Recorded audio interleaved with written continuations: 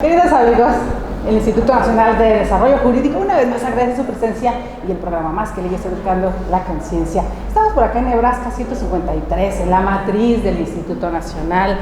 Tenemos una conferencia espectacular el día de hoy, en sabadito, que les vamos a retransmitir después, pero vamos a ver qué vamos a esperar de esta conferencia. Uno de los catedráticos más importantes, uno de los más conocidos en el instituto, nos dará hoy un tema apasionante: asesinos seriales y psicopatías. Es correcto. Así es. El doctor Raúl González. Raúl Leonardo González Ruiz, siempre me equivoco. Ruiz González. Ruiz González. No importa. ¿Por qué me equivoco con su nombre, doctor? No importa. No pasa nada. Eso porque es bueno, disculpen ustedes, queridos. Ahí lo va a editar Murdoch. El doctor Raúl Leonardo Ruiz González está con nosotros. ¿Qué vamos a esperar en esta conferencia? Pues bueno, vamos a platicar buenos días a todos. Buenos días, Delia. Vamos a platicar acerca de la conducta, acerca de qué es lo que lleva a una persona a matar y en este caso pues a tener un comportamiento recurrente, en el caso de los seriales, y qué factores predisponentes hay, qué factores desencadenantes encontramos y cómo podemos prevenir y prever esa conducta. Esas patologías que nos dicen que muchos artistas y mucha gente renombrada en nuestro mundo, no solamente en el jurídico, en el mundo de la pintura, del espectáculo y demás, tienen, ¿qué lleva a un ser humano?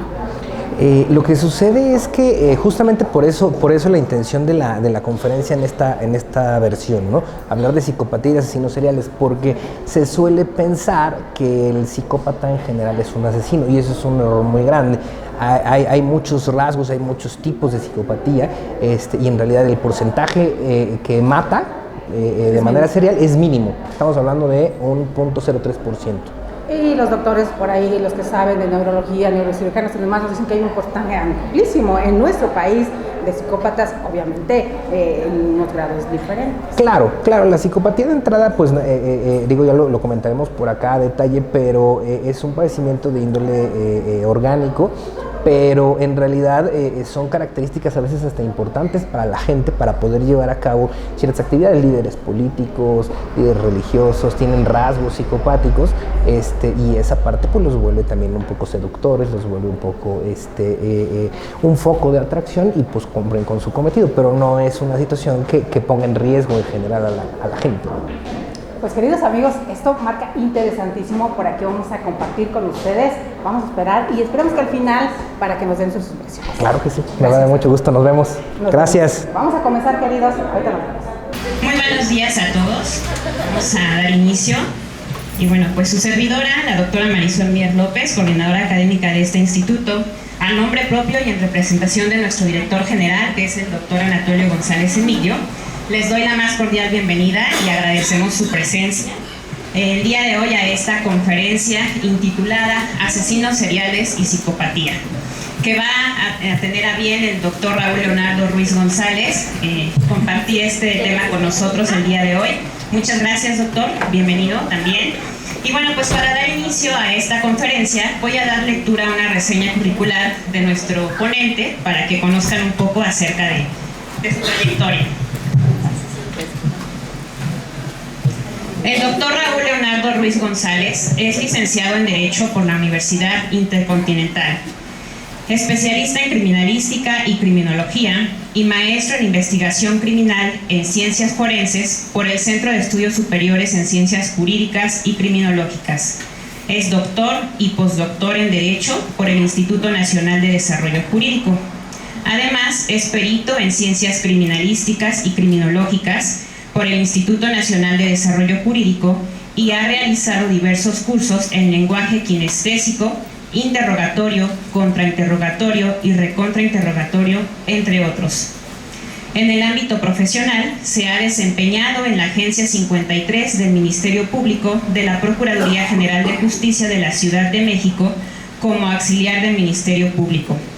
Fue abogado postulante en Tobilla de la Rosa y Garcías SC, consultores jurídicos. También fue abogado externo de la empresa Gane Consultores. Actualmente es socio fundador y abogado postulante en Iure Estrategias Abogados, Ibarrola, Uribe y Ruiz, y es perito particular en diversas áreas y consultor técnico en audiencias en el nuevo sistema de justicia penal acusatorio. Además, es director de Prevención del Delito en el Instituto Panamericano en Investigación de Relaciones Exteriores. En el ámbito docente, fue colaborador en el proyecto de responsabilidad social de las empresas, realizado con la Universidad Anáhuac del Norte, con auspicio del Banco Interamericano de Desarrollo. Ha sido catedrático en la Universidad Intercontinental, en la Universidad del Valle de México y en la Universidad Latinoamericana. Actualmente es catedrático en diversos diplomados, así como a nivel licenciatura, especialidad, maestría y doctorado en esta institución. También es catedrático a nivel licenciatura y maestría en el Centro Universitario Incarnate Word e imparte cursos de capacitación para la empresa de seguridad privada SSI Consultores en Seguridad Integral, dirigidos a superintendentes, comandantes y oficiales en diversas materias, como la intervención del policía en el nuevo sistema de justicia penal acusatorio y la coadyuvancia de la Guardia de Seguridad en el sistema de justicia penal acusatorio. Le recibimos con un fuerte aplauso, por favor. Bien, doctor, muchísimas gracias. Le doy el micrófono, no sin antes mencionar la mecánica de esta conferencia, que va a ser escuchar la conferencia del doctor, y si tienen preguntas y respuestas, al final abriremos un apartado de preguntas y respuestas. Gracias, doctora. Hola, ¿cómo están? Buenos días. Qué gusto ver esta ola llena con algunos rostros conocidos. Eso me alegra bastante. Y bueno, vamos a empezar esta charla, más que una conferencia, creo que es una charla, en donde al final, como lo decía la doctora, vamos a poder intercambiar por ahí algunas opiniones. Pero me gustaría, los que ya me conocen, varios de ustedes han compartido aula conmigo y ya saben cómo soy. Entonces vamos a ponernos un poco románticos. Vamos a escuchar una canción, por favor, a ver si por allá el buen Javier nos ayuda. Les pido por favor que la escuchen con mucha atención y me digan qué les hace sentir. Escuchen la música, escuchen la letra y luego lo comentamos.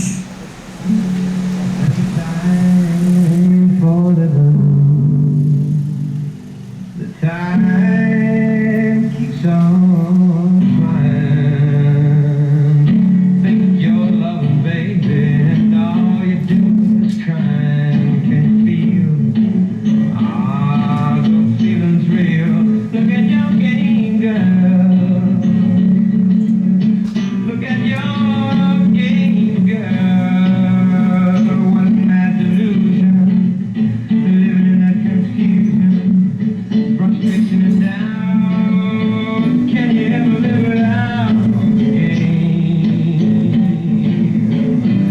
Love's a sad, sad game. Mad game. Just to say you love my love. If on you can't be true, you can tell those lies, baby, with your lips new. Can you feel those feelings real? Look at your game, girl. Look at your game, girl. If you can't feel and the feelings ain't real, then you better stop crying, or you're gonna play crying. Stop crying, or you're gonna play crying. That's the game. Sad, sad game. Mad game.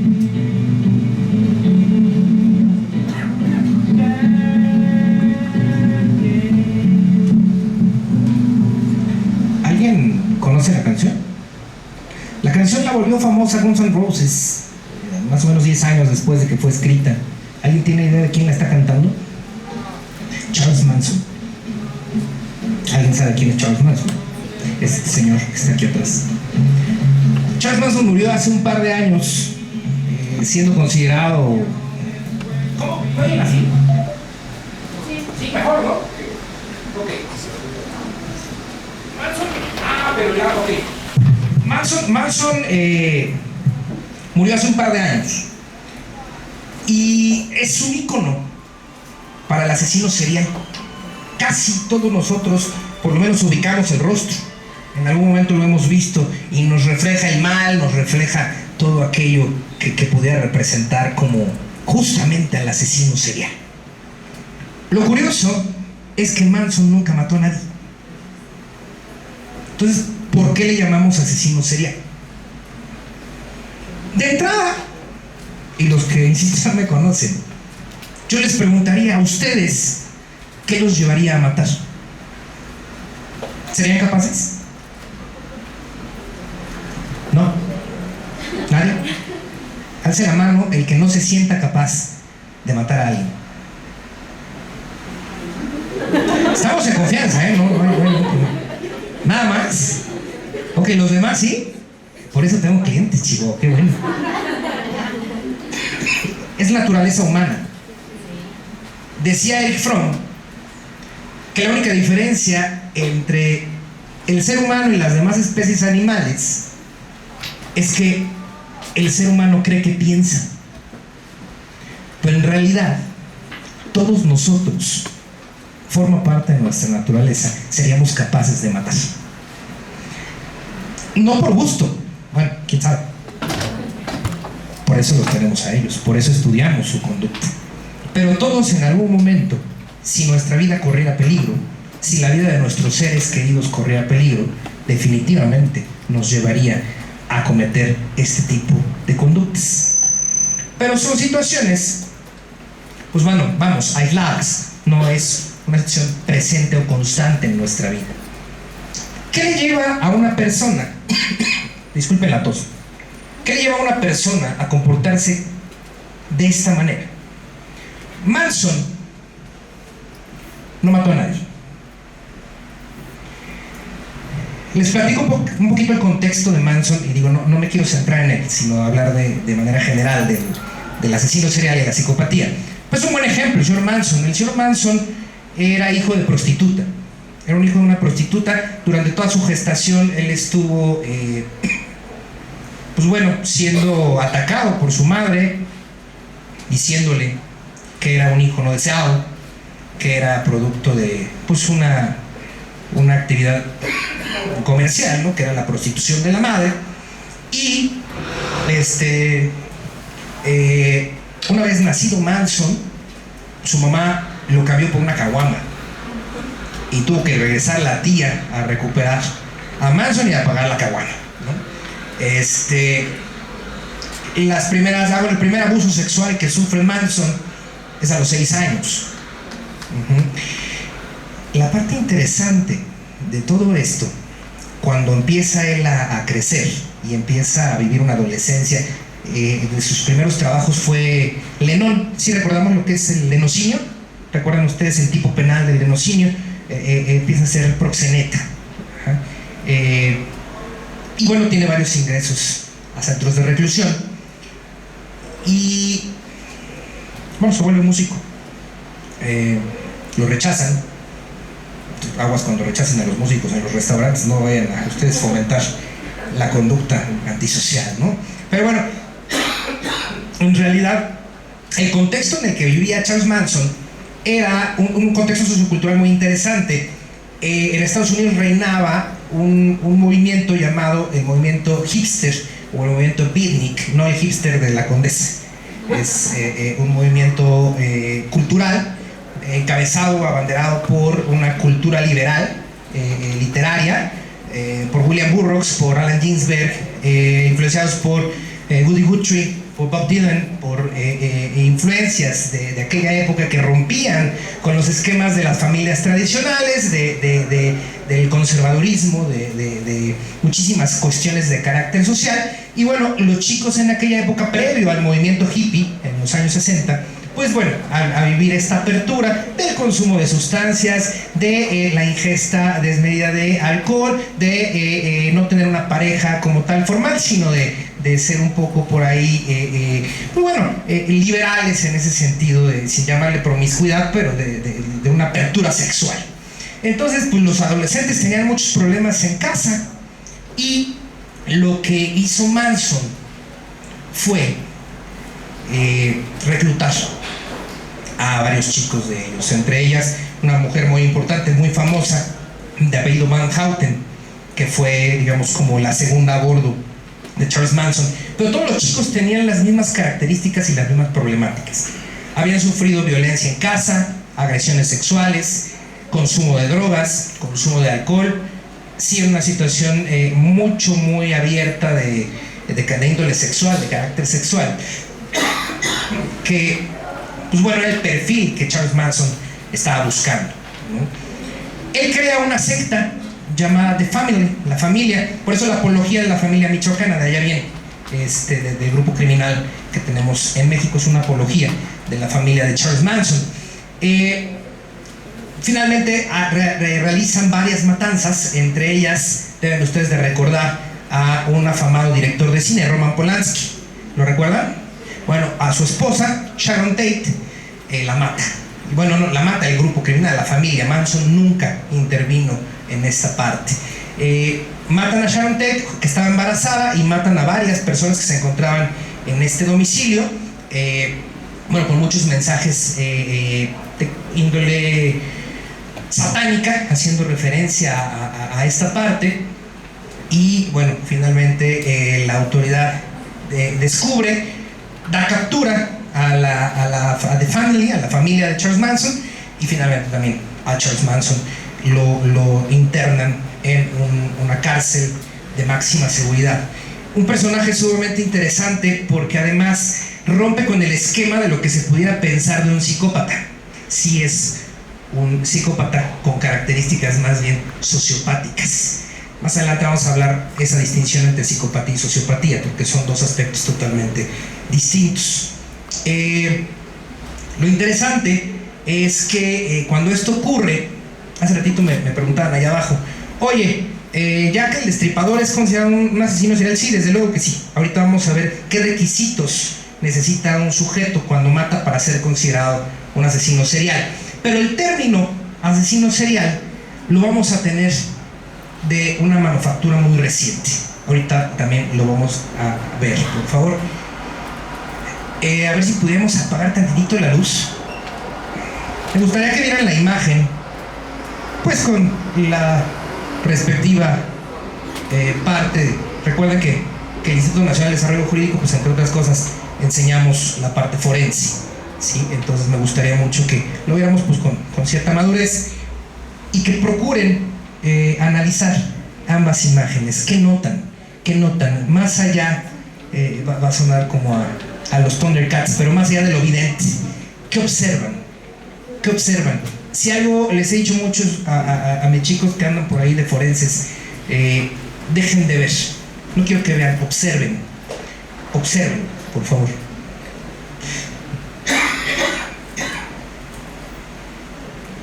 Y participen, por favor, ya saben que me gusta la dinámica. ¿Qué observan?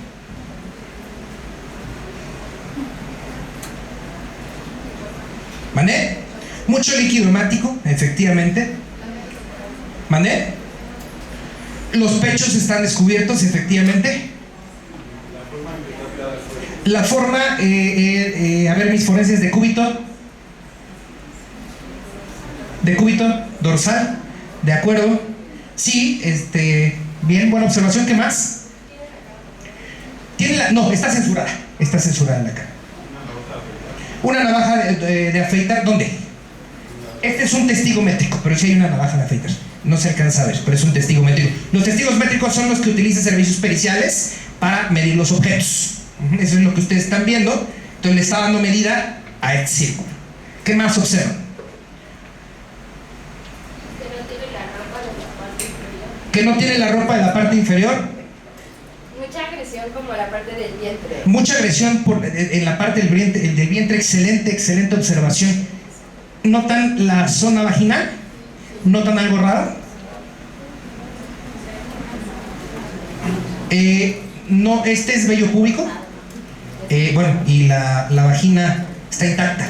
Entonces llama la atención, porque pudiéramos presumir de entrada que se trataba de algún crimen de índole sexual, pero no lo fue así. A lo mejor la imagen no es muy clara, pero bueno, no hay un pezón, lo arrancaron.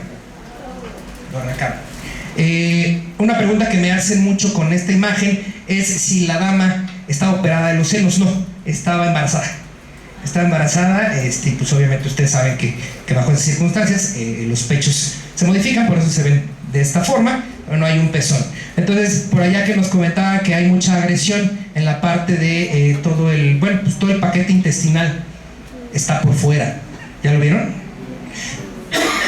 Curiosamente, decía por acá la abogada que hay mucho líquido, sangre. Recuerden que el término que nosotros utilizamos es líquido hemático.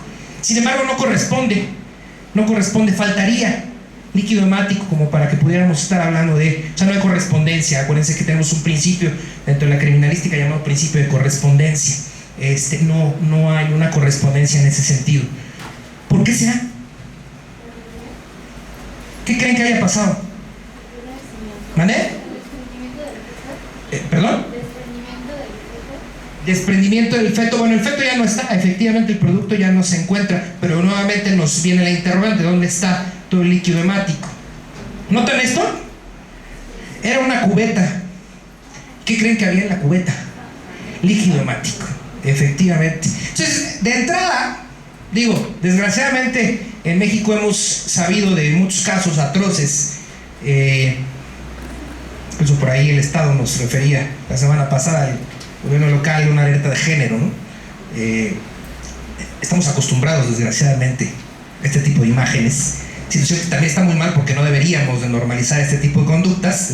A los ojos de la criminología es malo o es incorrecto que nosotros consideremos esto como algo normal. Pero esto tiene muchos años, entonces era una situación totalmente atípica, porque además, insisto, no hay coincidencia. Por el tipo de fenómeno se hubiera pensado de una agresión de tipo sexual y no la hubo. Adelantamos por favor una otra. Por ahí, en 1978, el señor David Walling, si alguien ha tenido la oportunidad de leer una novela que se llama Todo lo que muere, el autor en este momento se me acaba de olvidar, pero es una gran novela editorial Tusquets, y ahorita me acuerdo y les comento.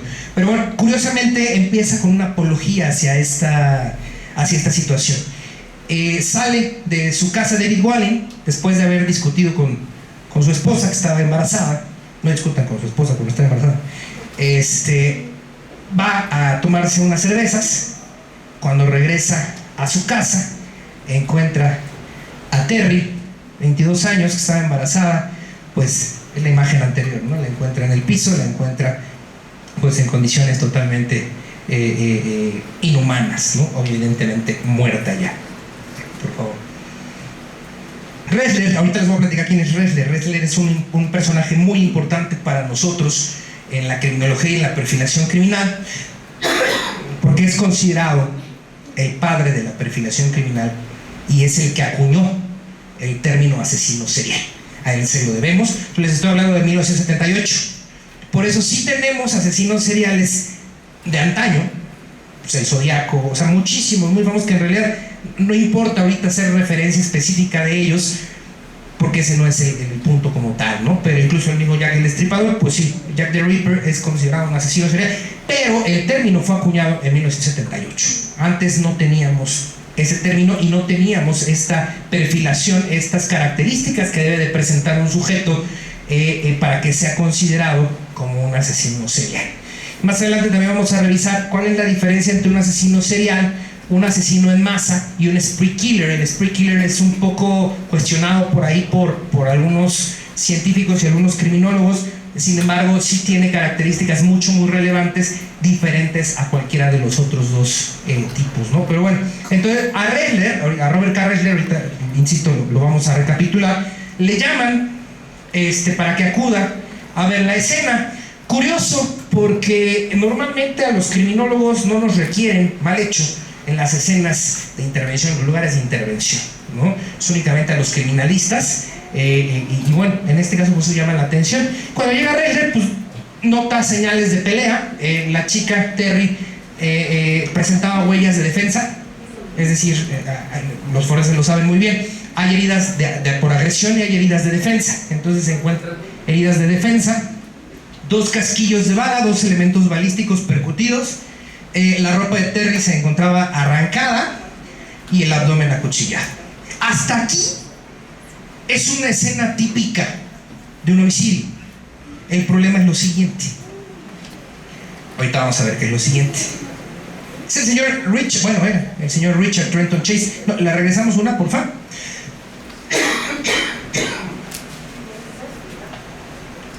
¿Qué notan? ¿Qué les dice la imagen? ¿Qué les dice el rostro? Digo, no quiero verme al estilo César Lombroso y hablar de frenología, porque César Lombroso era muy drástico. Les platico rápidamente quién es. Entonces, por ahí tenemos alumnos, creo que de la UVM, ¿no? Sí, alcen la mano a los chicos de la UVM. Sí, bueno, pues seguramente ya hablaron por ahí de Lombroso en algún momento, ¿no? Con el profesor Cortés. Lombroso decía que las personas tenemos ciertas características físicas, y conforme a esas características físicas somos capaces de cometer determinado crimen. Es un poco clasista, ¿no? Básicamente lo que dice Lombroso: eres feo, eres criminal, ¿no? Entonces, pues es un poco drástico. Sin embargo, pues bueno, don Secharel Lombroso, pues es el padre de la criminología, es un elemento muy importante, un pilar para la investigación. Pero bueno, no atendiendo a esta parte lombrosiana, ¿qué les dice el rostro? ¿Qué les hace sentir? Tristeza. ¿Qué más? Odio. ¿Qué más? Depresión. ¿Qué les dice la mirada? Nervioso, ¿no? ¿Mandé? ¿Está nervioso? Nervioso. Enojado. ¿Qué más? Frialdad. Sí, efectivamente. Por favor, maestro, si me ayudas. Y bueno, ahorita vamos a hilar todas estas partes. Señor Robert K. Ressler murió hace algunos años. Tuve yo la oportunidad de estrechar su mano. En algún momento es una persona, les repito, sumamente importante para el mundo forense. Si le adelantamos una más, por favor, Iván. Gracias. Fue agente especial del FBI por más de 20 años, jefe de la unidad de ciencias de la conducta en Cuántico, en Estados Unidos. Presentó servicios ante la División de Investigación Criminal del Ejército. Actualmente trabaja, ya se murió, ¿no? Como criminólogo en el sector privado, como perfilador criminal y como investigador privado.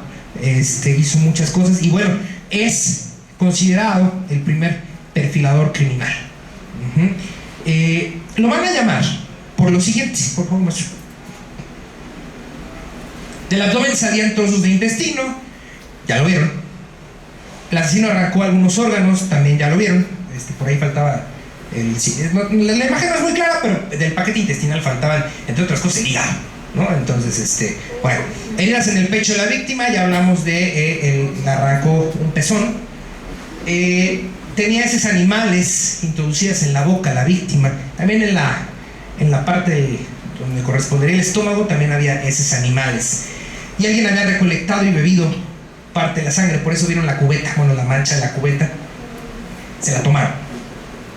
¿Qué pasa si tomamos sangre? ¿Nunca han tomado sangre? No lo hagan, es un poco delicado. Se pueden incluso hasta morir. ¿Pero por qué una persona bebería sangre? Porque está enfermo. Y si yo les dijera que esa persona bebía sangre porque era vampiro, ¿qué me dirían? ¿Quién? ¿El señor o yo? Ok. Bueno, el señor se creía vampiro. El señor se creía vampiro. Y él decía que su sangre estaba contaminada.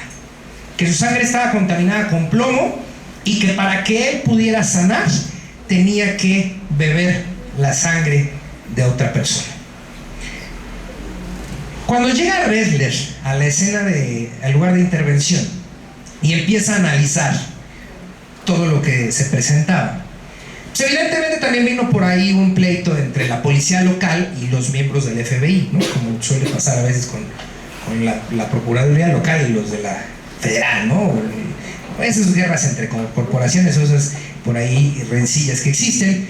Y entonces Ressler empieza a hacer varias anotaciones y empieza a hacer un cálculo de cuánto medía la persona, cuál era su complexión, cuáles eran sus características físicas. Y entonces los policías le dicen: oiga, señor, pues usted está loco, ¿no? O sea, ¿qué se cree mal del mercado? ¿Qué le pasa como para estar tratando de adivinar qué es lo que está pasando? Y entonces dice, no, lo que estoy haciendo es un perfil, pero ¿cómo calcula usted la estatura? Pues en función de las proyecciones de líquido hemático al momento de sacar el arma, las salpicaduras que va a generar, eso me va a ayudar a mí a calcular la estatura de la persona. La complexión la podemos saber también por las heridas defensivas que presentaba el cadáver. Curiosamente los impactos de proyectil no se dieron en el cuerpo. O sea, sí hubo impactos, sí hubo detonaciones de un arma de fuego, pero no impactaron en el cuerpo. Entonces eso también hacía pensar a Ressler que había por ahí algo muy extraño. Pide un mapa de la zona Ressler, se lo allegan y empieza a calcular y empieza a preguntar, díganme dónde ha pasado una situación similar a esta, ¿no? Pues nunca había pasado algo así. Bueno, alguna situación atípica, o sea, no, ¿a qué me refiero con atípico? Que está fuera de un marco común de lo que pudiera representar una escena de hallazgo, una escena de un lugar de intervención, algo que hubiera llamado la atención. Y entonces ya le llevan unos expedientes y en el mapa establece él en donde habían ocurrido estas cosas, donde había ocurrido planimétricamente hablando lo de Terry.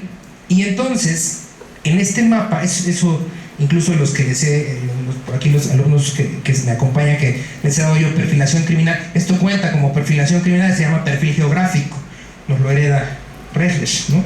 Entonces en el mapa él establece una lógica y dice, a nuestro asesino lo vamos a encontrar aquí, en esta zona, en un cuadrante.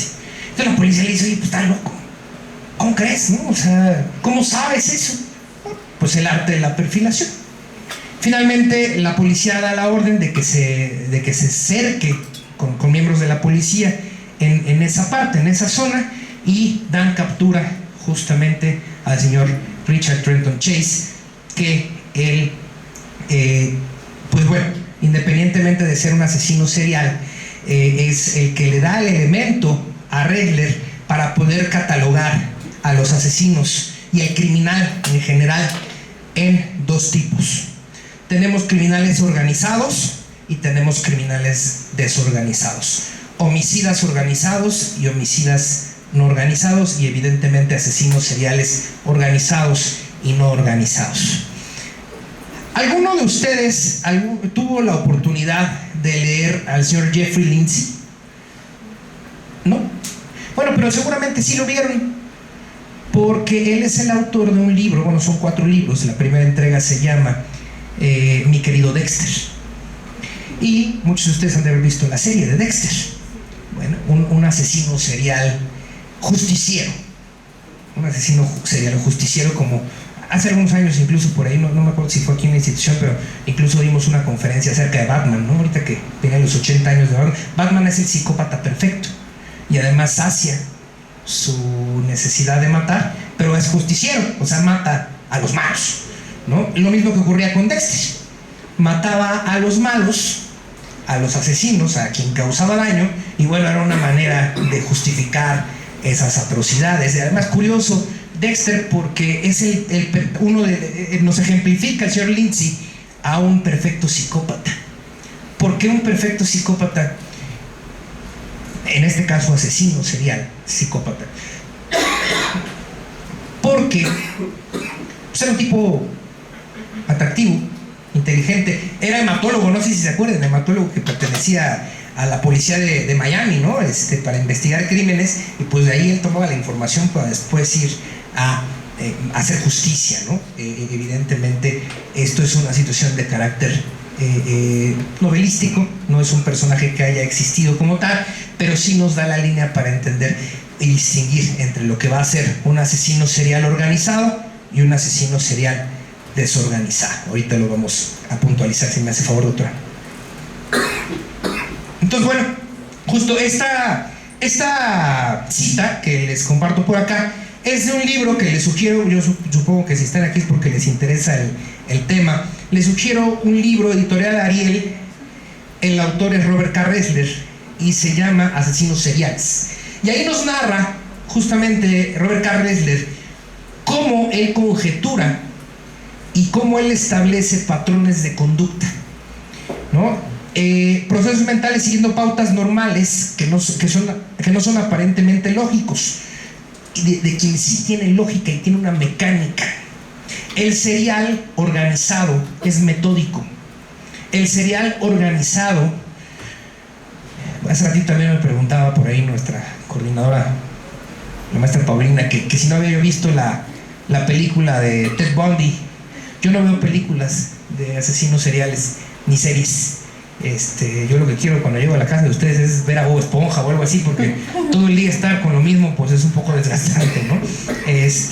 Pero bueno, esta parte de la película, yo supongo que varios de ustedes vieron o la han leído acerca de la vida de Ted Bundy, de Jeffrey Dahmer, psicópatas, asesinos seriales, sí, con una psicopatía diagnosticada. Al ratito vamos a explicar qué es una psicopatía, porque no solamente los psicópatas son asesinos seriales y no solamente los asesinos seriales son psicópatas. Por eso la intitulación de la conferencia, ¿no?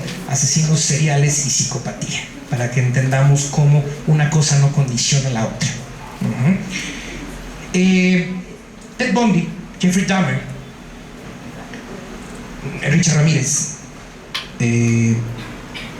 entre otros, van a ser asesinos seriales organizados, metódicos. Ellos llevaban siempre un paso adelante, ya tenían un lugar establecido para llevar a su víctima, iban cargados con los elementos necesarios para someterlas, normalmente mujeres. Y bueno, difícilmente cometían errores. Los cometen, claro, por eso se les da captura, pero en realidad, si atendemos a la estadística, han existido sobre la faz de la tierra muchísimos más asesinos seriales de los que conocemos. ¿Por qué? Pues porque no se les ha dado captura, evidentemente. En cambio, el desorganizado pues va a ser una persona que no va a contar con estos elementos, que no va a cargar consigo las herramientas necesarias, o va a establecer un lugar específico para perpetrar su crimen. Y puede ir acompañado o no de una agresión de tipo sexual. ¿Por qué es una variable? Pues porque finalmente en muchos casos es un sustituto al acto sexual. El matar es una sustitución al acto sexual. Un desorganizado con características de índole sexual, no sé si lo conocen, Andrei Chikatilo. Andrei Chikatilo, ruso. Bueno, él tenía problemas de índole sexual, no podía tener erecciones, y cuando las llegaba a tener, no podía eyacular. Sus víctimas eran niños entre 3 y 13 años. Entonces, en su desesperación, cuando él estaba intentando violar a su víctima, en uno de esos casos, ahorca a su víctima, y él narra cómo empieza a ver cómo muere, cómo es el proceso de muerte a partir de una asfixia, y alcanza y logra a partir de esto la eyaculación. Entonces hay una sustitución del acto sexual en el del homicidio. Una persona desorganizada porque comete varios errores, ahí como que el que la riega es la autoridad, no investigan de manera adecuada, ya habían dado con él y finalmente dudan porque los convence de que él no había sido, y bueno, ya tiempo después se demuestra que fue Andrei Chikatilo el que realizó toda esta barbarie. Por ahí les recomiendo también una película, Citizen X, donde narra toda esta parte de Andrei Chikatilo a detalle, en una vida bastante interesante para los fines académicos y fines de investigación de la conducta, ¿no? Si me ayuda, doctora, gracias. ¿Qué es un asesino serial? No es una persona que mata a diestra y siniestra. Es metódico, tiene condiciones, tiene especificaciones. Se trata de una persona que mata a 3 o más personas en un lapso de 30 días o más, con periodos de enfriamiento. Entre cada uno de ellos, y hay una gratificación psicológica. Evidentemente también se sacian algunos impulsos, algunas aparentes necesidades, que vamos a hablar de esa parte orgánica un poquito más adelante. Pero,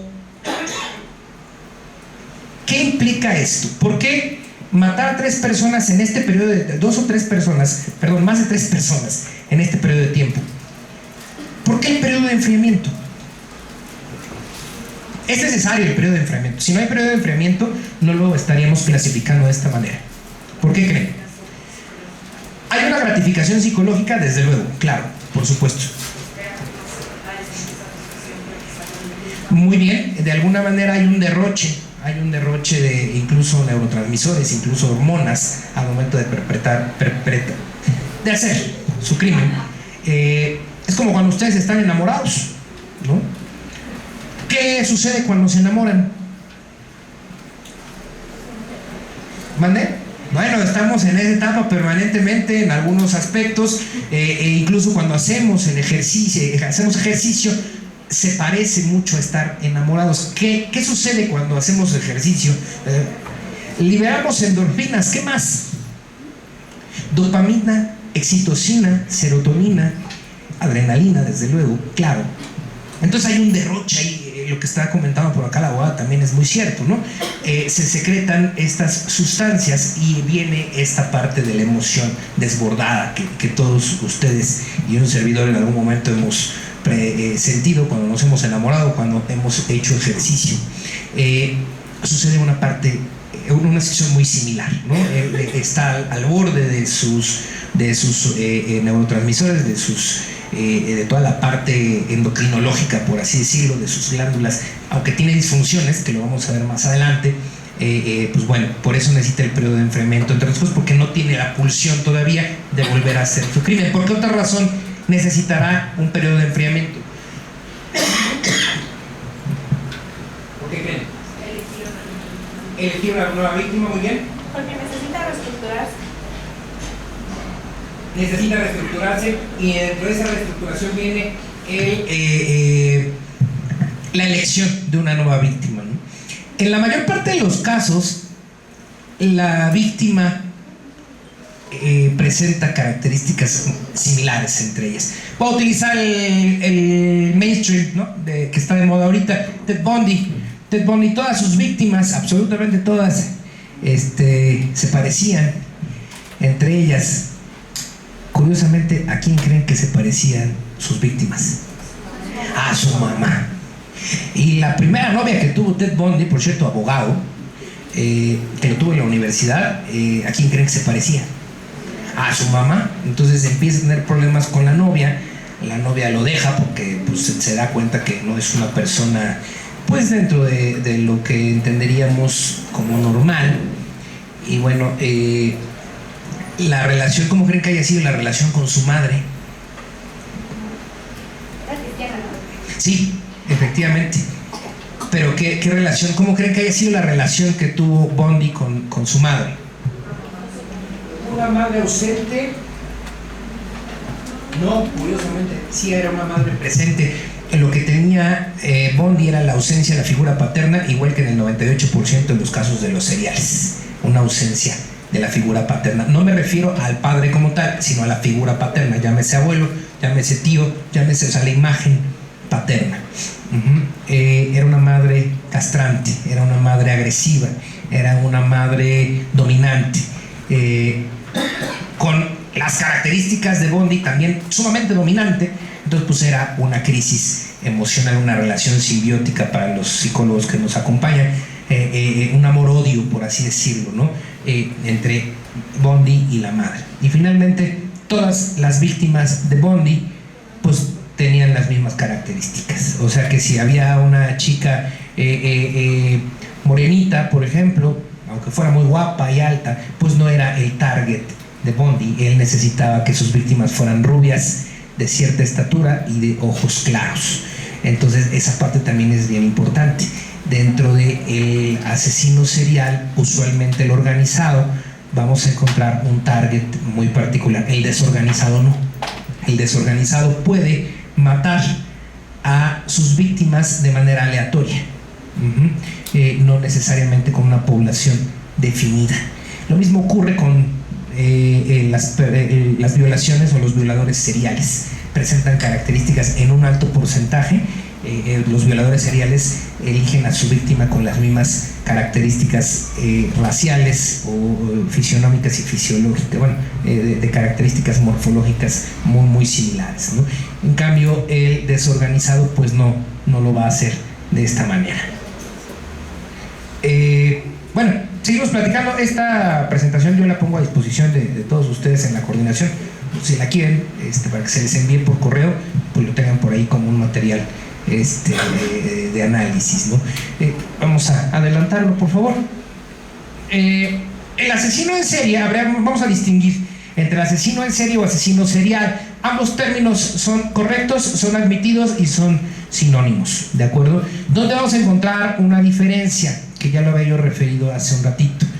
Tenemos que distinguir perfectamente entre lo que es un asesino serial, un asesino en masa y un spree killer.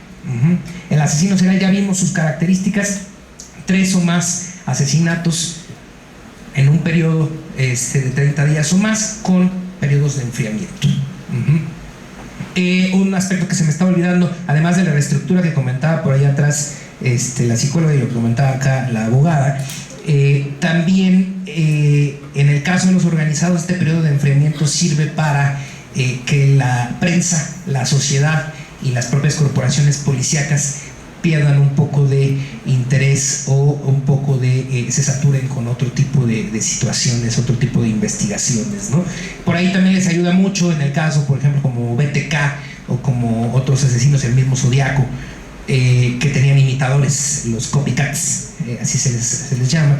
Y obviamente para la autoridad en algún momento pues era muy difícil distinguir entre un trabajo original y un trabajo de imitación. La policía tuvo que aplicarse mucho para cuidar esos aspectos y distinguir entre un crimen real. En el caso de BTK, por ejemplo, ¿alguien recuerda a BTK? Sí, bueno, BTK, Bite, Torture, Kill. Esas eran sus iniciales. Él se autonombra de esta manera. Y bueno, siempre él cometía uno de sus asesinatos, mandaba una carta a la policía y mandaba una carta a los diarios informando lo que él había hecho.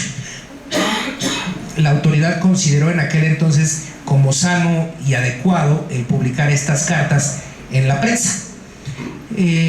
Teniendo mucho cuidado, borraron la firma de la publicación. Entonces, cuando había un asesinato que parecía similar, pero encontraban una carta con rasgos grafológicos similares, pero sin la firma, la autoridad se daba cuenta que se trataba de un imitador. Entonces eso también evidentemente le va a servir al asesino serial para pasar desapercibido. Habría que ver también las consecuencias de ello. En el caso de BTK, pues era una persona que necesitaba los reflectores sobre él y que en realidad cuando él se entera que hay imitadores y que hay una persona incluso escribiendo un libro acerca de él, se enoja. Él es un fenómeno curioso, fíjense. BTK mata durante varios años y suspende sus homicidios, los suspende durante varios años. Llega un periodista a la localidad donde él habitaba. Él era algo así como lo de la perrera, digamos, como de cuidador de animales de olvidados o que se salían de los bosques para regresarlos a su hábitat. Y cuando se entera que va un periodista a hacer un libro acerca de él, se enoja y vuelve a empezar a matar. La lógica es muy simple. ¿Por qué él se va a llevar los reflectores si el asesino aquí soy yo? ¿Me explico? Vuelve a matar, misma metodología, misma firma. Más adelantito vamos a hablar acerca de la firma. La metodología puede llegar a cambiar, pero la firma no. La firma es algo que, y no todos firman, además, eso hay que aclararlo. Hay características a veces de firma un poco que sobresalen. Voy a poner un ejemplo muy simple. Tuvimos aquí en México un asesino, hemos tenido varios, un asesino serial que después de matar a sus víctimas defecaba y las heces las improntaba, las embarraba en una pared, ¿no? Tiene un simbolismo tremendo desde el aspecto psicológico, ¿no? Por ahí una etapa totalmente anal, una etapa de control, una etapa de aquí mando yo. Ese es el simbolismo que tiene, ¿no? Que se lleven un objeto, el es el fetiche, el objeto, un trofeo que coleccionan. Puede ser cabello, puede ser dedo, puede ser una uña, puede ser un anillo, un llavero, algo que le hace referencia a que los coleccionan, ¿no? Esto ocurre no en todos los casos. Sería muy importante entonces, a partir de este tipo de conductas, distinguir. Ya tenemos muy claro lo que es el asesino serial, tendríamos que hablar del asesino en masa. El asesino en masa, a él pues ha estado muy presente en Estados Unidos en los últimos 10 años. Nada más y nada menos, en lo que va del año, creo que tenemos más de 260 asesinos en masa en Estados Unidos. El asesino en masa, uno de los más famosos, fue el señor Whitman. Señor Whitman, en la Universidad de Texas, donde son los poderosísimos Longhorns de Texas, una universidad impresionante, muy famosa en Estados Unidos, con uno de los equipos más importantes de fútbol colegial, y que se ilumina en la biblioteca cada que hay un juego. Pues el señor Whitman era estudiante de ahí.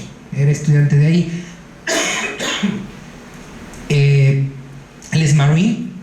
Los Marines, acuérdense, aquí tenemos un elemento de la Marina que es nuestro amigo y nuestro colega aquí de la institución.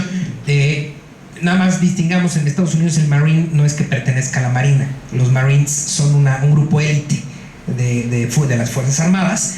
Él desde chico fue una persona muy violenta, muy fortachón, y estuvo en misión en Afganistán. Regresa de la misión a la universidad y va constantemente con el psiquiatra de la universidad y dice: oye, era psiquiatra mujer, le dice: oye, me duele la cabeza constantemente. Ay, paracetamol, ¿no? Ay, pues es que, ¿qué crees? Que tengo pensamientos recurrentes de que quiero matar a mi mamá. No te preocupes, pues todos en algún momento queremos matar a nuestra mamá. Una teoría muy freudiana, ¿no? No te preocupes, tómate tantito Ribotril, no pasa nada. Sí, mala idea, si no hay una medicación como tal, mejor no lo haga. Y regresa constantemente a la enfermería, con el psicólogo, con el psiquiatra, con la enfermera, a decir: oye, me duele la cabeza y quiero matar. No, tranquilo, no pasa nada, relájate, no estés estresado. Total, que el buen señor, el señor Whitman, tiene a bien un día recolectar algo así como 75 armas largas con sus respectivos cargadores, y recolectar comida como para 32, 31 días, latas de atún, etcétera.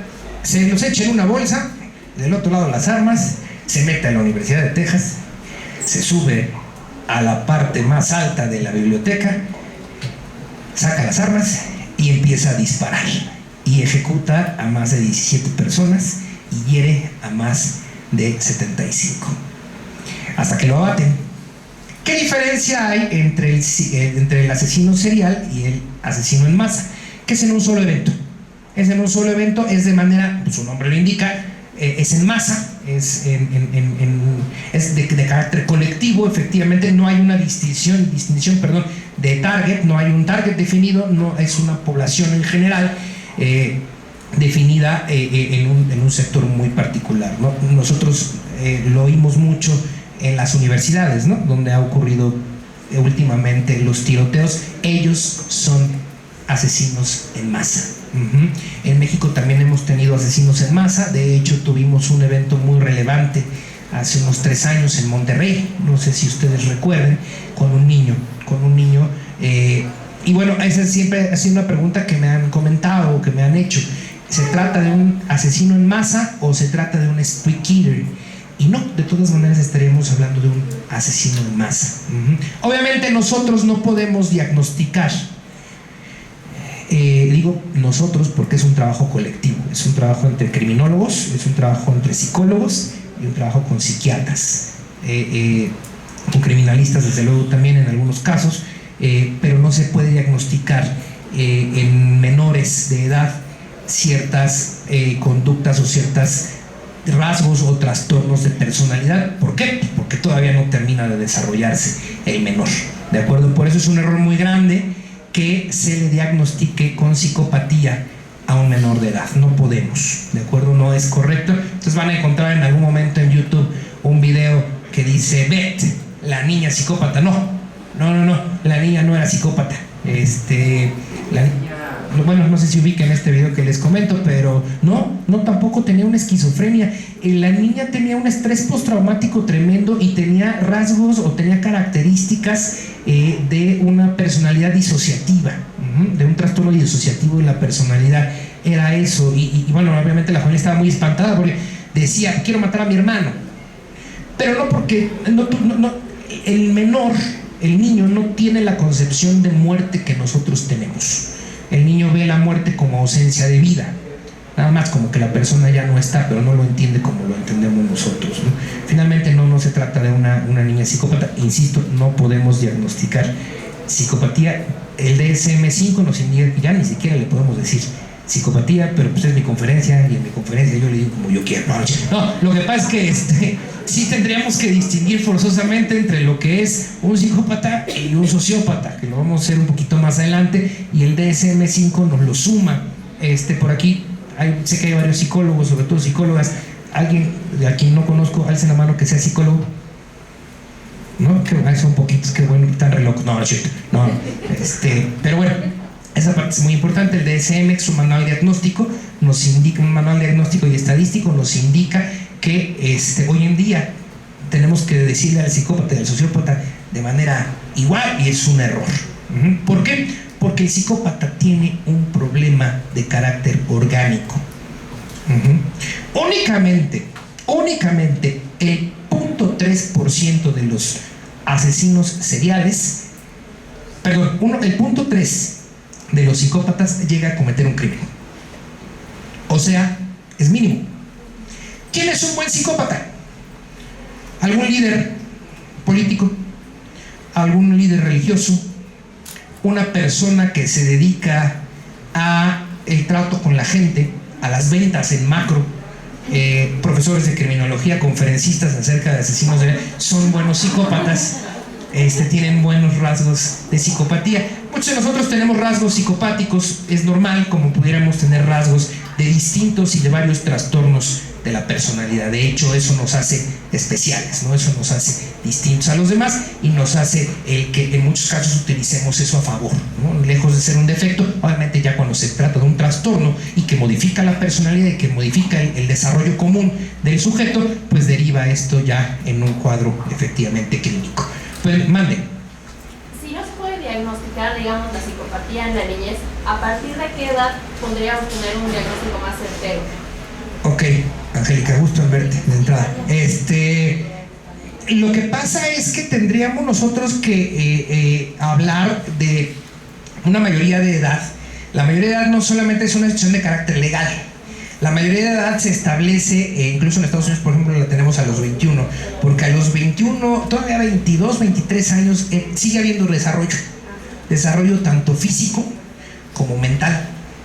Ustedes han escuchado muchas veces que las mujeres crecen más rápido que nosotros, que maduran más rápido. Esto es un hecho. La forma en la que se estructura su cerebro, la forma en la que se estructura su cuerpo, hace que el proceso de maduración sea previo al nuestro. No podríamos diagnosticarlo porque su personalidad todavía no termina de formarse. Incluso su propio cerebro, sus propias características, sus neurotransmisores no fluyen de la manera en la que fluye un adulto. Entonces, lo que se hace con chicos, adolescentes que llegan a presentar este tipo de conducta, usualmente se les refiere como sociópatas, o sea, que tienen rasgos sociopáticos. Pero psicopáticos no, porque incluso aunque hiciéramos, ahorita vamos a ver una imagen, aunque hiciéramos estudios de imagenología, no podríamos diagnosticarlo porque vamos a ver disfunciones, pero no porque sean psicópatas, sino porque todavía no terminan de desarrollarse. Ahorita lo vamos a dejar más claro, mande. ¿Y qué tan probable es que sigan con ese tipo de conductas? Ok, ¿qué tan probable es que sigan con ese tipo de conductas? Justamente es la parte importante de hablar de asesinos seriales, de hablar de psicopatía, de hablar de trastornos de personalidad, de enfermedades mentales, porque es un trabajo preventivo. Es un trabajo preventivo en función de muchos aspectos. Voy a poner un ejemplo del señor McDonald, el complejo McDonald, o triada McDonald, o triada psicopática. El señor McDonald, no Ronald McDonald, ese es otro. No, el señor McDonald iba a hacer aquí un comercial. El señor McDonald nos dice que existen tres características en un niño mayor de 6 años, en el que tenemos que tener muchísimo cuidado. Y digo, bueno, el señor decía tenemos, y nos incluye a nosotros, porque nosotros pues formamos parte de lo que ocurre allá afuera, nosotros influimos en esa parte. La triada psicopática tiene evidentemente 3 elementos. 1, violencia animal manifiesta. Habría que distinguir esa violencia animal. Voy a poner un ejemplo muy simple. ¿Por qué tenemos que distinguirlo? De los caballeros que hay aquí, bueno, también las damas, ¿por qué no? Pues es más común en los chicos. ¿Se acuerdan cuando estábamos chiquitos y jugábamos con las hormiguitas? Y las aplastábamos. Hasta que llegaba la abuelita, la mamá, oye, no, siéntela, ya la mataste. Entonces, antes de los 6 años, tú no entiendes lo que es matar a alguien o matar algo. Simplemente ya no está. Y te dicen que no, y pues lo dejas de hacer. El problema es que a los 6 años, o superados esos 6 años, ya entiendes lo que es que alguien muera. Y la violencia animal manifiesta o expresa o muy abierta, estoy hablando más allá de una hormiga, estoy hablando de perros, gatos. Hemos sabido de muchos casos donde niños queman vivo a un gato o un perro, lo llenan de alcohol o de alguna sustancia flamable y pues bueno, lo privan de la vida, y hay una observación de esto muy atento por parte del niño. El segundo elemento del complejo McDonald o de la triada psicopática va a ser la piromanía. La piromanía, a sabiendas evidentemente de que el fuego destruye, ¿no? Todos en algún momento nos hemos quemado, todos en algún momento, cuando éramos chiquitos, prendíamos un encendedor cuando papá o mamá se descuidaba y puchín, ¿no? Si bien nos quemábamos un dedo, quemábamos una hoja y en algunos casos peores, pues hasta casas o cosas así, pero sabemos ya superados los 6 años cuál puede ser la consecuencia de este acto. Y el tercer elemento es la eneuresis. ¿Alguien sabe lo que es la eneuresis?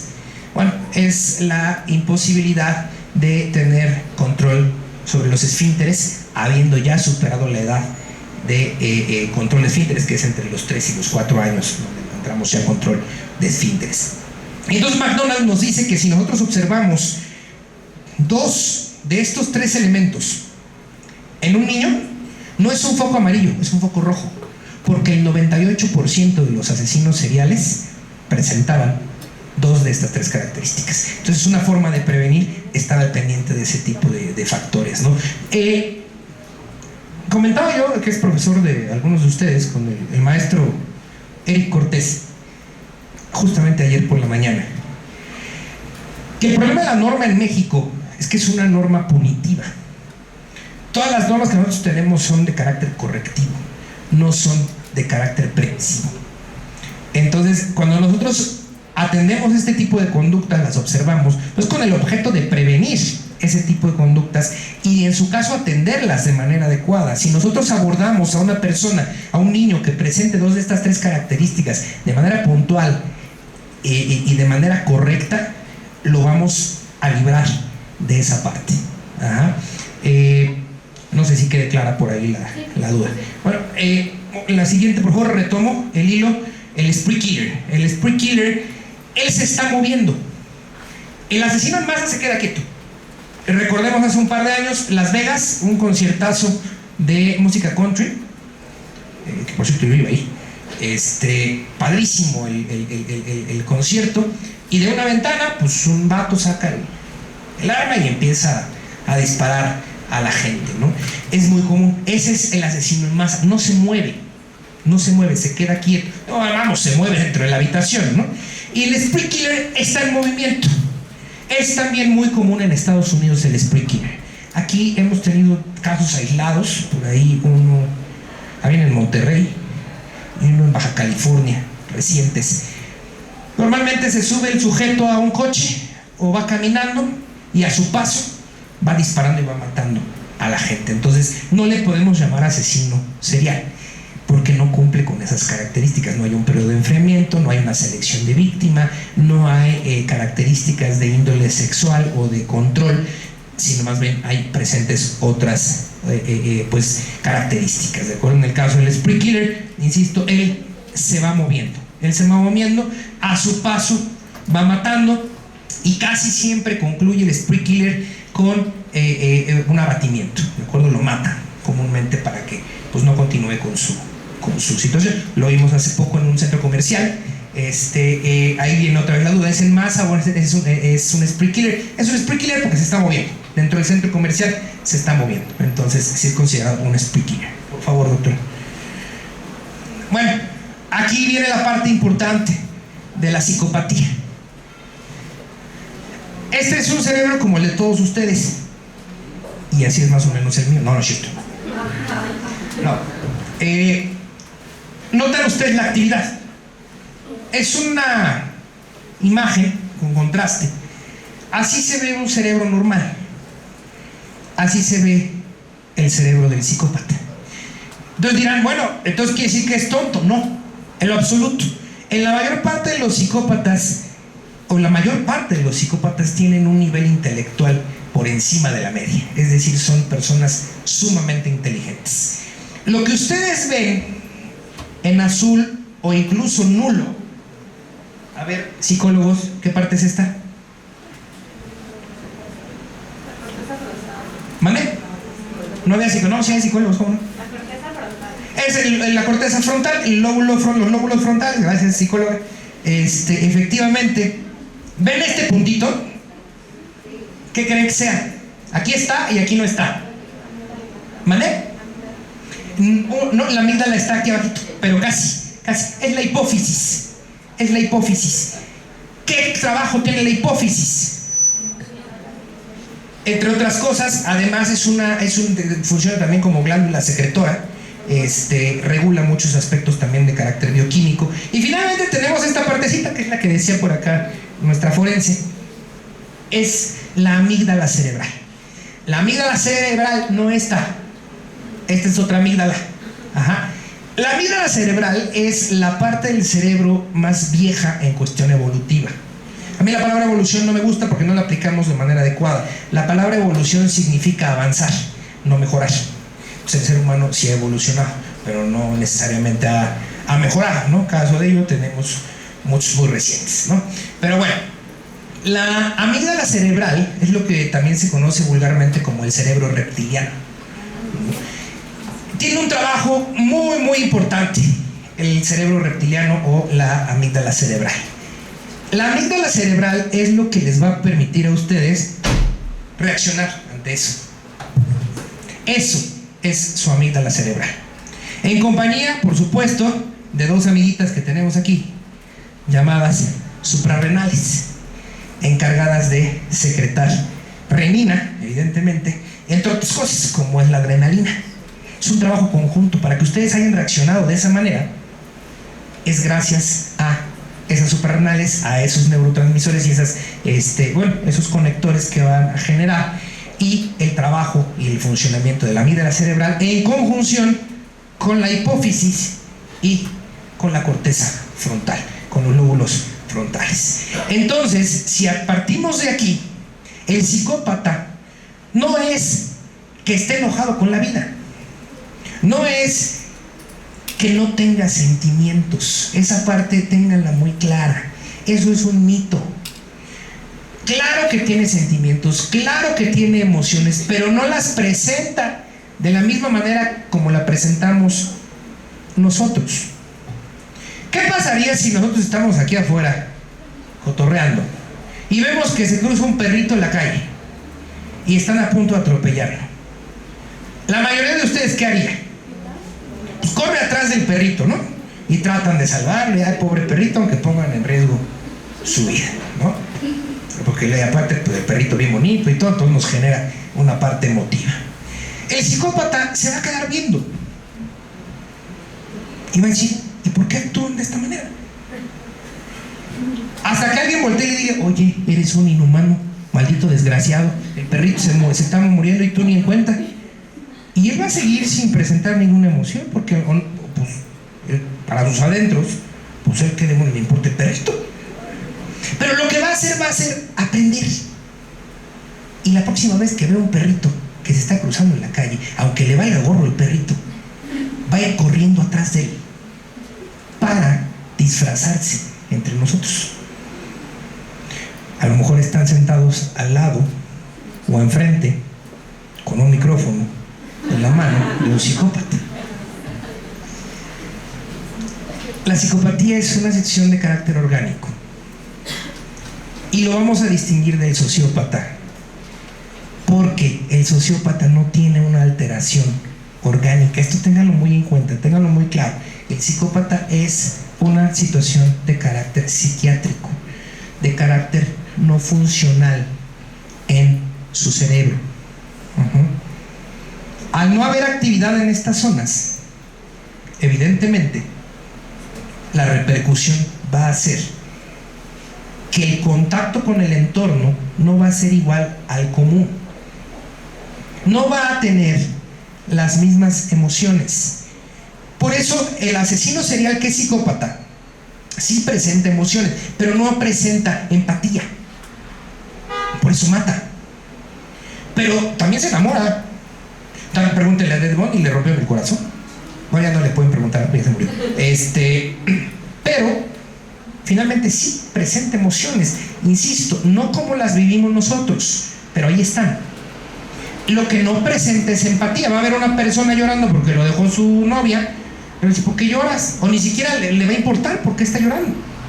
Pero no es porque tenga maldad en su corazón, es una persona enferma, es una alteración. En cambio el sociópata hablaríamos que presenta características muy particulares, pero únicamente en cuestión de conducta. Tenemos 4 tipos de conducta: social, asocial, parasocial y antisocial. El sociópata presenta conductas antisociales, es decir, agrede o va en contra de la norma a sabiendas de que lo está haciendo y no le importa. No le importa incluso que le den captura, no le importa incluso que lo identifiquen. En cambio el psicópata es muy discreto, finge, es experto. El psicópata es seductor. Seductor no se entienda como que se liga a todas en un bar, no, ese tipo de seducción cae bien, cae tan bien que van a sus conferencias y cosas por el estilo, ¿no? No, o sea, finalmente es un tipo empático, es un tipo empático en función no de que sienta como el otro, como lo decíamos ahorita, sino empático de que se une, de que convive, de que se relaciona, etc. El sociópata también lo hace, pero el sociópata agrede con intención y de manera abierta. Es un trastorno de personalidad que nos lo define por ahí el manual diagnóstico, e incluso el europeo, el CIE-10, nos lo presenta también como un trastorno de personalidad. ¿Sí queda clara la distinción entre un psicópata y un sociópata? Sí, de todas maneras, si no, también les voy a mandar voy a dejar en coordinación un escrito que hice con características para ustedes, características de un psicópata y características de un sociópata, porque no acabaríamos, pero otra característica, como ejemplo, el sociópata no se caracteriza por un nivel intelectual por encima de la media, suelen tener un nivel intelectual por debajo de la media. Por favor, doctora. Y bueno, hablamos de psicopatía, de sociopatía, de asesinos seriales, porque forma parte de algo que nosotros conocemos como perfilación criminal. Esto nos va a ayudar a nosotros poder antelar, a poder prever una conducta como lo que comentábamos hace unos instantes con el complejo o la tríada psicopática de McDonald. Tengamos en cuenta que el psicópata no mata, no es un requisito o no es una consecuencia de una psicopatía. Y no todos los asesinos seriales son psicópatas.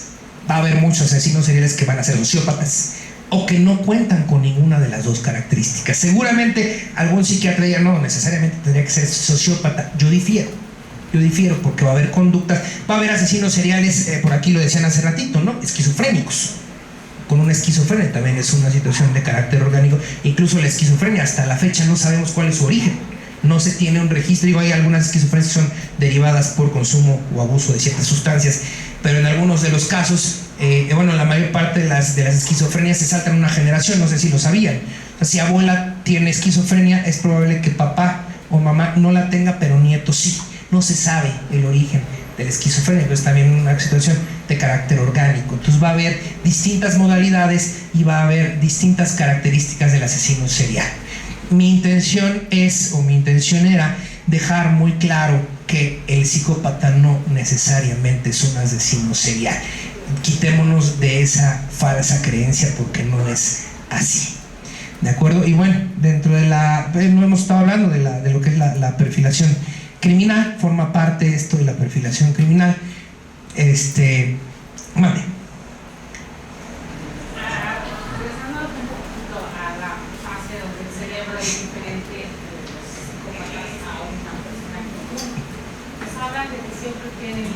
Más alto que nosotros, que la mayoría de la población.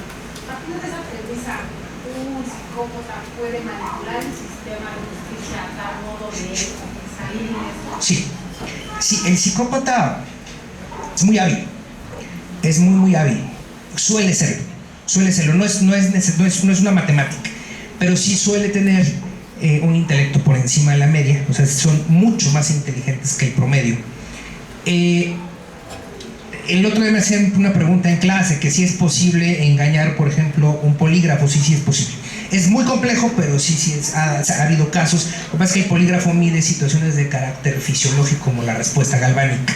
Por ejemplo, cuando nos ponemos chinitos, esa es la respuesta galvánica. Sí es posible que pueda él librar pues hasta un sistema de justicia. Sí pudiera llegar a ser el caso. Y nada más, la normalización de la violencia que están teniendo en nuestro país, en la ciudad, ayuda a exacerbar las conductas contra los niños, sobre todo. Hace poquito una maestra nos refería a la parte de Iztapalapa, que precisamente había descubierto niños con tomando y los privados tenían trastornos de diferentes tipos. Y al vivir en una zona tan violenta donde era normal esa conducta, ayudaría a controlarla y a hacer más. Sí y no. Tenemos dos tipos de factores. Tenemos factores predisponentes y tenemos factores desencadenantes. Un factor predisponente es la genética, por ejemplo, ¿no? Si funciona la genética con cuestiones como la diabetes, por ejemplo, como un cáncer, va a influir también con algunas situaciones de carácter orgánico que se heredan. Pero estoy hablándote de un 10% en ese sentido. Un 90% son factores desencadenantes. Es decir, el contacto que tiene el sujeto con su entorno. ¿Quién es su primer entorno? La familia. La familia. Vuelvo a lo mismo desde el principio, y por ahí lo dice el señor Billy Corgan, vocalista de los Smashing Pumpkins, en una de sus canciones más famosas: The killer in me, it's the killer in you. Y lo que él dice es, pues todos llevamos un asesino adentro, nada más que habría que ver qué es lo que detona esa conducta. Aquí el problema es que los factores desencadenantes o los factores de influencia externa van a generar, sobre todo en la sociopatía, ciertas conductas que nos van a preocupar hoy en día, o que nos preocupan ya de entrada, y que son bastante graves. ¿Cuáles son esas conductas? ¿Cuáles son esas características? Lo que mal llama la gente como narcocultura, ¿no? Todo lo que implica una apología del delito. Por ejemplo, si tú quieres ser exitoso, tienes que ser narco. Si tú quieres tener una chava guapísima, tienes que ser narco. Si quieres tener una nave del año, tienes que ser narco. Y tú, chava, quieres estar guapísima y tener un chavo también guapísimo, pues vuélvete novia o esposa de un narco. Sí, por supuesto que va a haber esos factores desencadenantes que van a generar, exacerbar, como tú bien lo dices, esa conducta. Pero en el sociópata o al crimen organizado lo vamos a ver muy diferente de cualquier otro crimen, de un homicida, de un violador, de un defraudador. Lo vamos a manejar completamente aparte, porque en la mayor parte de los casos presentan sociopatías. Hay también grados de sociopatía, pero todo ese bombardeo que tenemos hoy en día va a exacerbar ese tipo de conductas. Por eso es algo muy riesgoso. Es algo muy riesgoso el hecho de que permitamos que nuestros niños pues estén en contacto con estas situaciones. La familia, como primera instancia social, juega un papel muy importante y muy delicado. Les pongo un ejemplo, ¿no? Un chico que se dedica a los 11, 12 años, es real, a robar. Y yo tuve la oportunidad de hablar con él. Voy a abrir un paréntesis. He sido muy criticado por eso, pero los que han sido mis alumnos saben cómo me comporto en ese sentido. Detrás del peor asesino, detrás del peor criminal hay un ser humano. Eso no se nos debe de olvidar. Hay un ser humano. Así haya violado a 90 personas o haya matado a 100, hay un ser humano y se le debe de tratar con dignidad. No sé si ustedes sepan que en el 98% de los casos de un agresor sexual, ellos fueron agredidos sexualmente. Entonces eso se traduce en una situación de una problemática de salud pública, de una cultura de prevención que no tenemos. Todo lo que nosotros vivimos allá afuera lo podemos prevenir. ¿Cómo? Desde casa. Desde casa. El primer encuentro, retomo la idea, el primer encuentro social que el ser humano tiene es con su familia. Y el chico, cuando yo platico con él, me dice, bueno, pues es que sí, efectivamente yo me dedico a robar, pero no está mal.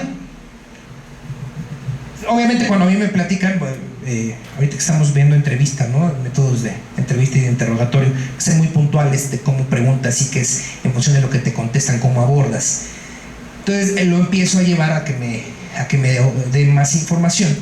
Y resulta que él viene de un lugar, de una familia, irónicamente diagnosticada como estructurada por parte de un psicólogo, en donde el papá se dedica al robo y la mamá se dedica bueno, es narcomenudista.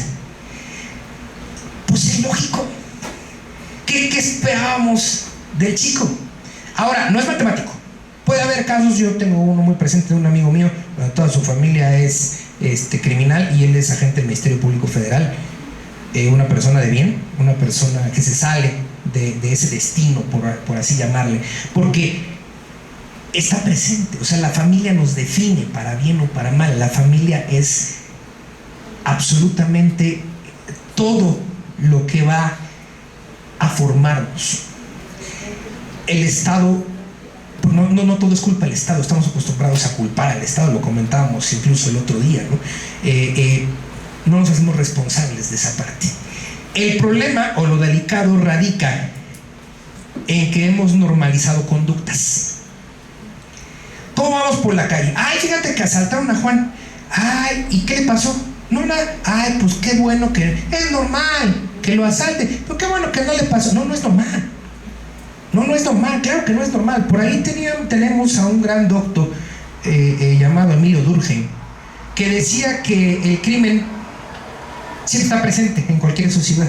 Es como una enfermedad, él lo maneja como una enfermedad de tipo social, que siempre hay crimen y que siempre lo va a haber.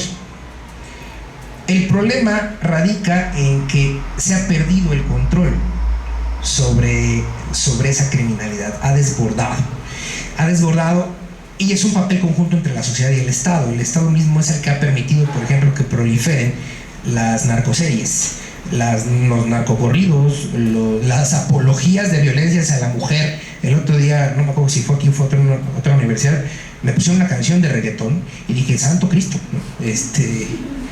No dije así, ¿no? Pero sí me espanté. Y dije, realmente te están invitando a que tú golpees a una mujer, ¿no? Entonces, pues además, eso constituye un delito, además, un delito de índole federal, además, ¿no? Es una apología del delito. Estamos siendo bombardeados permanentemente con eso y estamos siendo bombardeados con aspectos muy particulares, que es normalizar algo que sabemos que está mal, ¿no? Digo, ahí nos vamos a meter en problemas de moral, moralidad y ética, que esa sería otra conferencia, pero sí, definitivamente todos estos factores externos van a influir en la conducta del sujeto.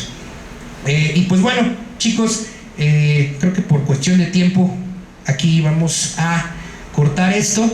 Ya nos adelantamos con un poco de preguntas, qué bueno. Yo supongo que deberá de haber por ahí algunas dudas, entonces con todo gusto. Tenemos todavía, ¿por qué hora es?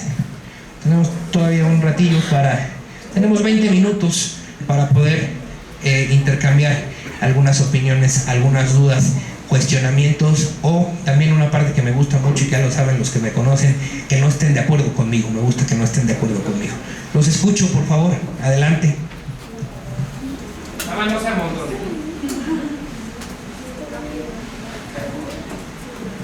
Sí, yo tengo una duda. Relacionado a ese tipo de perfiles, aún los grandes capos o las ciertas organizaciones que hay en el país, ¿cómo vendrían siendo psicópatas o asesinos seriales? Derivado del, por ejemplo, el capo, no sé, se me viene a la mente el cabecilla, no voy a decir nombres, pero sí, o sea, el líder de la organización vendría siendo un psicópata y sus, digamos, como que sus fuerzas armadas, sus núcleos vendrían siendo como asesinos seriales. No precisamente. ¿Sí alcanzaron a escuchar la pregunta? Ok, no precisamente. El líder pudiera llegar a tener características psicopáticas o sociopáticas. No son compatibles ambas, son rasgos. Pero por eso hablaba yo de que el crimen organizado lo vamos a manejar muy independiente de los demás crímenes. ¿Por qué? Porque toda esa parte de... Muy probable que a partir de conductas psicopáticas el líder haya llegado a donde está. Convencer a la gente, reclutarla, endulzarles el oído, prometerles, cumplirles. Vemos a muchos capos, ¿no?, que incluso reparten dinero entre la sociedad y que son queridos por parte de la misma sociedad. Y bueno, todos aquellos que es la carne de cañón, por así decirlo, el que está en la línea de combate con las Fuerzas Armadas, más bien presentarían características sociopáticas derivadas en muchos casos de aspectos un poco complejos, como es factores económicos, factores sociales. Hay personas que con un trabajo honesto pues ganan 3, 4 mil pesos en una provincia o en un estado, en una población lejana a una urbe, y pues no tienen otra opción más que aparentemente involucrarse en este tipo de actividades. Y finalmente el sociópata sí se hace. El sociópata, porque esa es otra pregunta muy común, ¿no?, si el psicópata nace o se hace, pero esa la vemos más adelante. Pero el sociópata normalmente tiene una influencia, lo que comentamos hace ratito, hay una reprogramación incluso por parte del psicópata, y donde el matar viene a ser una conducta totalmente normalizada, ¿no?, de su día a día. Así como para mí es normal tomar el metro para trasladarme a mi trabajo, para ellos es normal matar para cumplir con su trabajo. Entonces serían esas características. Bueno. ¿Qué más, chicos? Sí.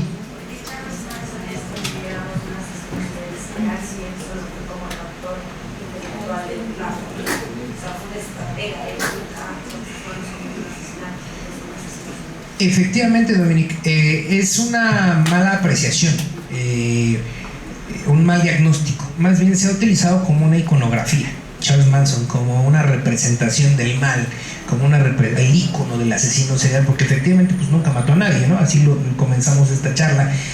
Lo curioso de Charles Manson, y a lo mejor se va a oír feo, pero lo admirable de Manson era la capacidad que tenía de convencer a la gente para hacer lo que él quería. Era una persona sumamente manipuladora, era una persona sumamente controladora, era una persona con características que, imagínate eso llevándolo a bien, no, hombre, hubiera sido un líder tremendo, ¿no? De hecho, muchos líderes positivos, muchos líderes buenos son psicópatas, ¿no? Por esa parte de aliento, por esa parte de envolver, por eso, o sea, dejemos de ver a la psicopatía como un estigma, como algo negativo. Entonces, en el caso de Manson, está mal calificado porque él no cumple con como ya lo vieron, con las características de un asesino serial.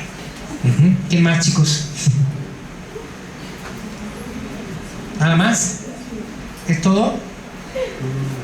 Bueno, pues entonces muchas gracias por su asistencia, y pues por acá nos estamos viendo en futuras ocasiones. Gracias.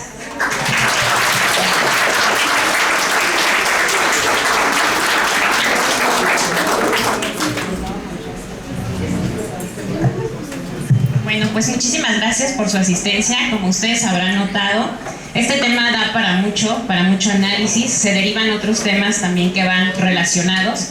Y en ese sentido, como lo mencionó el doctor cuando inició la conferencia, en la Universidad INADEG pues tratamos de especializarnos en el ámbito jurídico y pericial y les hacemos la invitación para que conozcan nuestra oferta académica.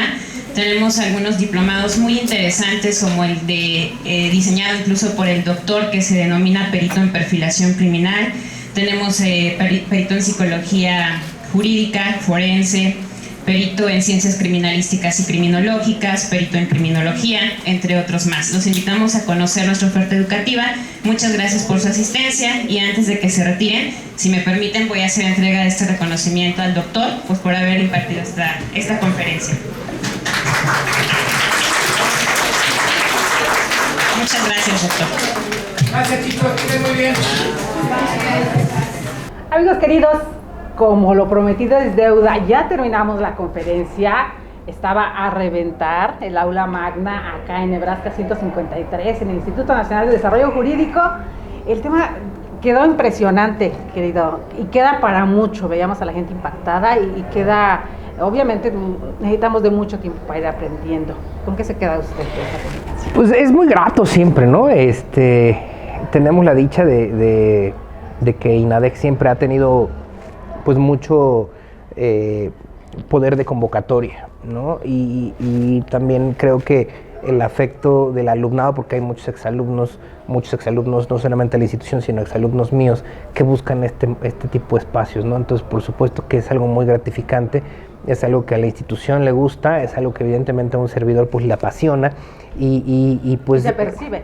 Sí, ¿verdad? Creo que eso es bueno, eso me da mucho gusto. Porque esa interrelación necesitamos hacerla. Claro, y además pues es una manera de satisfacción porque uno deja algo en las demás personas, que es finalmente lo que buscaría cualquier académico, creo yo, y desde luego lo que busca el INADEC, ¿no? El trascender en la vida de las personas, el impactar en la vida académica y de conocimiento de las personas. Y pues por ahí lo que intentamos hacer, ¿no? Librar algunos mitos, despejar algunas dudas, tener en claro algunos aspectos muy particulares y bueno, creo que nos fue bien. Y incluso chicos de otras universidades vinieron. Así eso es interesante. Así interesante. es. Sí, eso es, resuena, es un tema definitivamente que causa sensación, ajá, que causa un poco de polémica, morbo, y no en mal sentido, o sea, finalmente hay un interés por conocer ese tipo de factores que no son tan abiertos, ¿no? En muchos momentos que no son, o sea, que son un poco tabú, que son un poco restringidos y que lo vemos como algo negativo, cuando en realidad pues forma parte de nuestro día a día, lamentablemente, ¿no? Pero bueno, a partir de poder transmitir ese conocimiento, a partir de poder compartir con los chicos, bueno, algunos no tan chicos, ya vieron ustedes que tenemos, de maestrías, de doctorados, de otras universidades, gente que se enteró por nuestras redes sociales, por INADEC TV, entonces pues es una dicha siempre que nos acompañen en este tipo de cosas, ¿no? Lo interesante también es compartir el conocimiento con todas las bases, porque de repente el morbo nos puede llevar a buscar incluso en las redes sociales sobre estos temas, pero la importancia que la academia vaya impregnada completamente y con bases y con estadísticas, eso es lo interesante y lo importante que está brindando una conferencia como esta, doctor. Claro, lo importante es justamente un conocimiento sólido, ¿no? Nadie de mis colegas catedráticos, ni en esta institución educativa ni en otras, creo que se atreviera a dar una clase de algo que no conoce, porque entonces nos convertiríamos en influencers más bien, ¿no? Nos convertiríamos o tendríamos un conocimiento doxático, es decir, un conocimiento muy vulgar, un conocimiento no de aula, no un conocimiento científico. Entonces es a lo que aspiramos para, obviamente el tiempo pues es muy restringido, Delia, tú lo sabes, ¿no? No nos dio el tiempo suficiente como para poder ahondar, porque nos hubiéramos estado aquí por 6, 7, 8 horas, ¿no? Mínimo. Por eso justamente es que también estos espacios sirven para nosotros dar o promover la oferta académica que tenemos, porque justamente pues los diplomados que van en cuestión de la pues promoción de este tipo de conocimiento, ¿no? Ya muy específico, ya para con un programa de estudio, claro, ¿no? Y un abanico de conocimientos y de posibilidades de aprendizaje impresionante. Y también aquí lo importante es la academia y la praxis, porque eso también ayuda. el contar desde su experiencia personal los casos que ha vivido, eso es una diferencia enorme, hacerlo solamente detrás de un escritorio, en la teoría. Eso también ayuda, y sabemos que aquí en el Instituto Nacional la mayoría de los catedráticos están en ambos lados. Sí, claro. Sí, finalmente la cátedra o la academia debe de ir acompañado, sobre todo en dinamismos como el nuestro, como es la índole jurídica y forense, pues va acompañado de la práctica, porque si no lo dejaríamos en meras teorías. Y sí, por ahí ya ves que pude platicar un par de experiencias que tuve con algunas personas. Digo, no cuento en la entrevista, que para que la vean, para que vengan a la siguiente, que es el 1 de octubre, pero claro, por supuesto que debe de ir acompañado el conocimiento de la experiencia, ¿no? Es importantísimo. Pues, de verdad, muchas gracias. Vamos a transmitirla próximamente, ya le estaremos avisando por las redes sociales, vamos a transmitirla, y gracias, gracias por aprendiendo de los mejores, les decía yo, queridos amigos, de verdad, desde el Instituto Nacional de Desarrollo Jurídico y de aquí del programa Más que Leyes, Educando a la Conciencia, agradecemos infinitamente al doctor Raúl Leonardo Ruiz González. No se me olvida. Gracias, queridos amigos, porque estuvieron con nosotros, y estén pendientes próximamente de todas las conferencias que están dando desde acá de Nebraska 153, la matriz del Instituto Nacional de Desarrollo Jurídico, porque temas como este y muchos más se están compartiendo gratuitamente. Así es. Gracias, Delia. Muchas gracias a todos. Nos estamos viendo. Hasta pronto. Hasta luego.